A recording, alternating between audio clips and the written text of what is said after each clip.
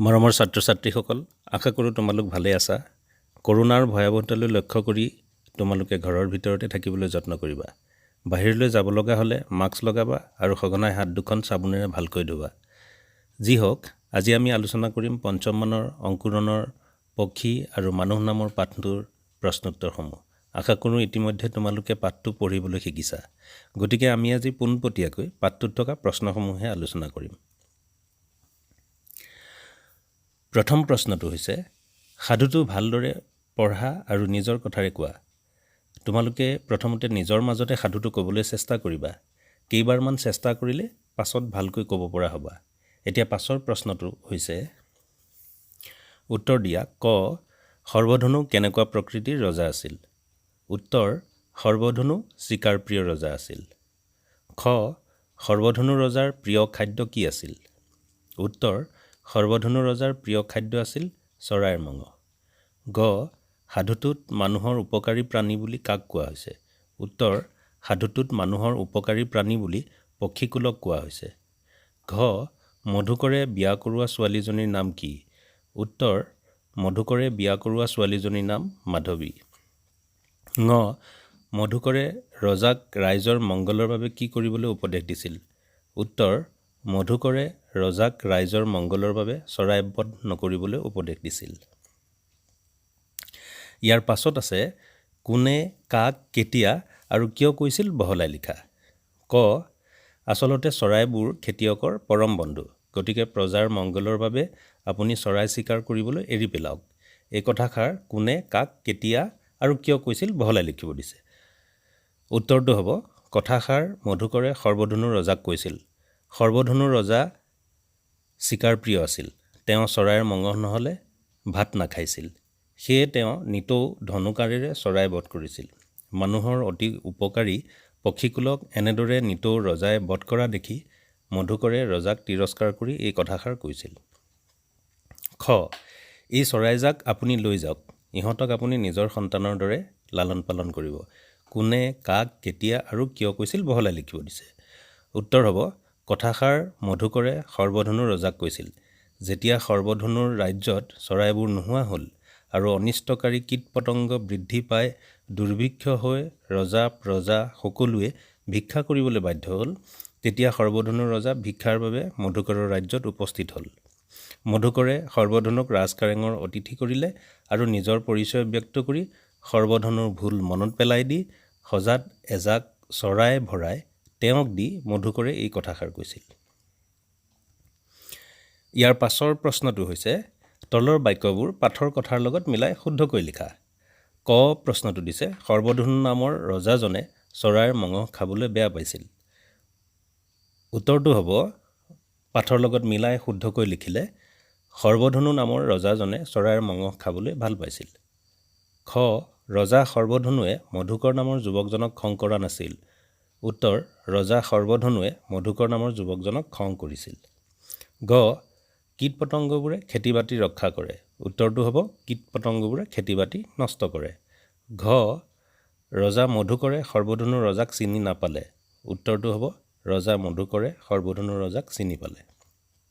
ইয়াৰ পাছত আছে, যুক্তাক্ষৰ ভাঙি পঢ়ো আৰু লিখো আহা আৰু যুক্তাক্ষৰ গঠন কৰোঁ আহা। মই তোমালোকৰ কাৰণে অলপ কৈ দিছোঁ, তোমালোকে এইখিনি নিজে চেষ্টা কৰিবা। নয় বয় ন শব্দ আছে অন্বেষণ অন্বেষা। বয় জয় জ অব্জ কুব্জ। গয় বয় গ দিগ্বিজয় দিগ্বিদিক। কয় বয় ক পক্ক পক্কান্ন। তেনেকৈ যুক্তাক্ষৰ গঠন কৰোঁ অহাখিনি তোমালোকে নিজে চেষ্টা কৰিবা। ইয়াৰ পাছত আছে পঢ়োঁ আহা অংশটো। এই অংশটোত থকা বাক্যকেইটা মই এবাৰ পঢ়ি দিছোঁ, তোমালোকে পাছত নিজাববীয়াকৈ পঢ়িবলৈ যত্ন কৰিবা। দুৱাৰত কব্জা লগোৱা হয়। কুব্জ মানে কোঁজা। পদুম ফুলৰ আন এটা নাম অব্জ। সমন্বয় শব্দই একগোট হোৱা বুজায়। একলব্য ধনুৰ্বিদ্যাত পৰিপক্ক আছিল। সীতাৰ অন্বেষণত ৰাম আৰু লক্ষ্মণ হাবিয়ে বননিয়ে ঘূৰি ফুৰিছিল। ইয়াৰ পাছত আছে বিপৰীত লিংগ বুজোৱা শব্দ লিখা। উদাহৰণ এটা দিয়া আছে, ৰজা, বিপৰীত লিংগ বুজোৱা শব্দ ৰাণী। বাকী শব্দকেইটা মই তোমালোকৰ বাবে কৰি দিছোঁ, তোমালোকে চাই ল'বা। যুৱক যুৱতী, ল'ৰা ছোৱালী, দৰা কইনা, বন্ধু বান্ধৱী। ইয়াৰ পাছত আছে শব্দবোৰ ভাঙি দেখুওৱা। তোমালোকে চতুৰ্থ মানৰ মানুহৰ মাজলৈ কাপোৰ কেনেকৈ আহিল পাঠটোৰ প্ৰশ্নৰ উত্তৰ কৰোঁতে শব্দ বিভক্তিৰ বিষয়েও জানিছিলা। মনত আছেনে বাৰু? ইয়াতো একেদৰে দি থোৱা পদটোৰ পৰা মূল শব্দটো আৰু যোগ হোৱা শব্দ বিভক্তি দুটা ভাঙি দেখুৱাব লাগে। মই তোমালোকৰ বাবে কৰি দিছোঁ, ভালকৈ চাই ল'বা। শব্দবোৰ হৈছে পদ মধুকৰে, শব্দ হ'ব মধুকৰ, বিভক্তি যোগ হৈছে এ।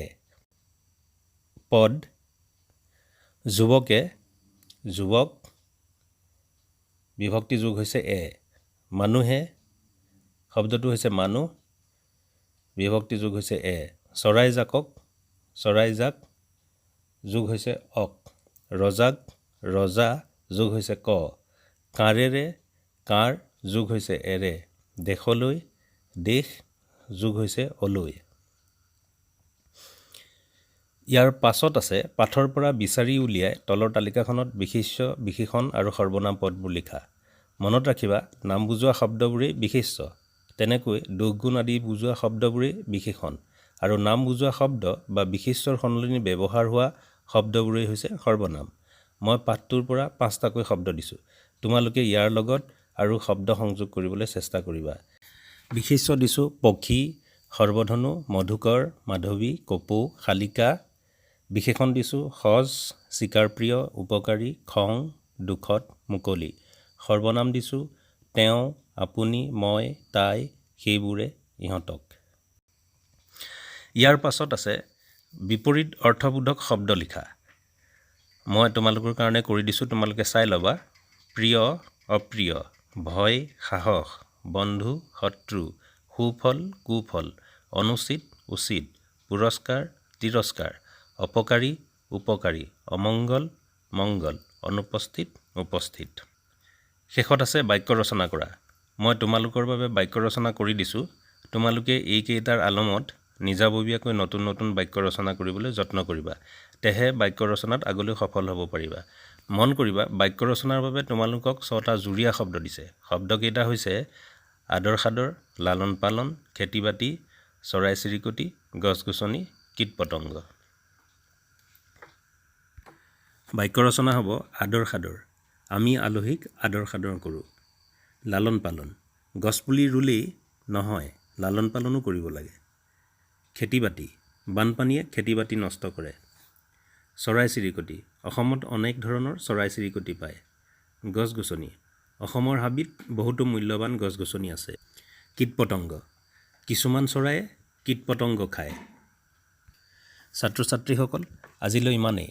আশা কৰোঁ ভিডিঅ'টিৰ দ্বাৰা তোমালোক উপকৃত হ'বা, আৰু এনেধৰণৰ ভিডিঅ' পাই থাকিবলৈ মোৰ চেনেলটো চাই থাকিবা আৰু বন্ধু বান্ধৱীসকলকো শ্বেয়াৰ কৰিবা।